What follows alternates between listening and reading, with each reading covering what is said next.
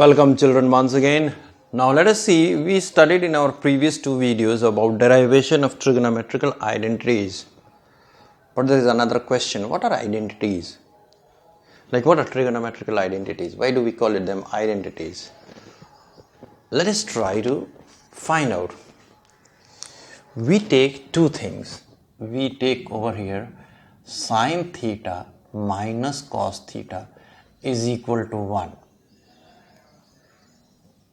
And we take sine square theta plus cos square theta is equal to 1. There are two things we have taken. Try to understand, these are concepts. Now if I take sine square theta as 30, so sine square 30 plus cos square 30. Now sine square 30 is 1 by 2 the whole square. Cos square 30 will be root 3 by 2 the whole square. Now what happens? 1 by 4 plus 3 by 4 is equal to 1. So sine square theta plus cos square theta is equal to 1. For 30 degree it is true. I take at random sine square 60 plus cos square 60. I keep the angle same. So what happens? Cos sine square 60 is root 3 by 2 the whole square plus 1 by 2 the whole square. So that is 3 by 4 plus 1 by 4.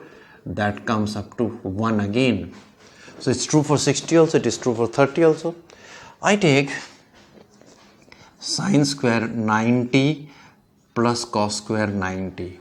So sine square 90 is 1 square and this is 0 square. This is again 1. I take sine square 45 plus cos square 45. Then what will happen? Sine square 45 is 1 by root 2 the whole square. Cos square is also 1 by root 2 the whole square. So this is half plus half, that is equal to 1. So this particular relation is true for all the values of theta.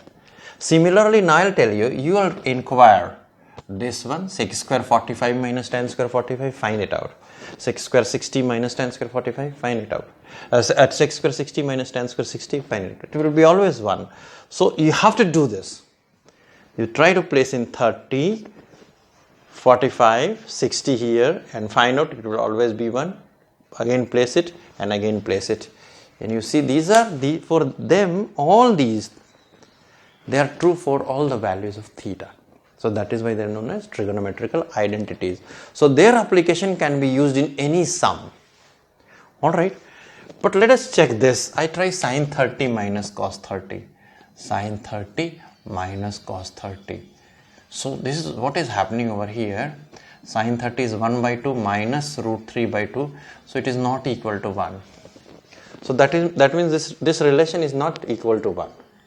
But I see sine 45 minus cos 45. So let us see, sine 45 is 1 by root 2 minus cos 45 is 1. This is true. Sine 60 minus cos 60, let us try. So root 3 by 2 minus 1. This is not true. So that means it is true for only one value of theta. So this cannot be called as an identity. So this is not an identity. This is a conditional identity. It's true for only one value, might be one or two more values, but not all the values of theta. So these are the basic things which you have to understand. That what is a trigonometrical identity and what are conditional identities. These are true for some conditions. So that is why we have to memorize this formula. Those we don't have to memorize. Right. Secondly, always remember reciprocal relation and special relations are true for squares also, cubes also, roots also. Sine theta is equal to 1 by cosec theta. So sine square theta is equal to 1 by cosec square theta. Sine cube theta is equal to 1 by cosec cube theta, we can write. Similarly, tan square theta is equal to sine square by cos square. For special relationship we can write. But for this I cannot write. If I write sine square is equal to 1 minus cos square theta, then that doesn't mean sine theta is equal to 1 minus cos theta. We cannot remove the square on our own in square relationship. So this is basically, children, you try to understand. Thank you.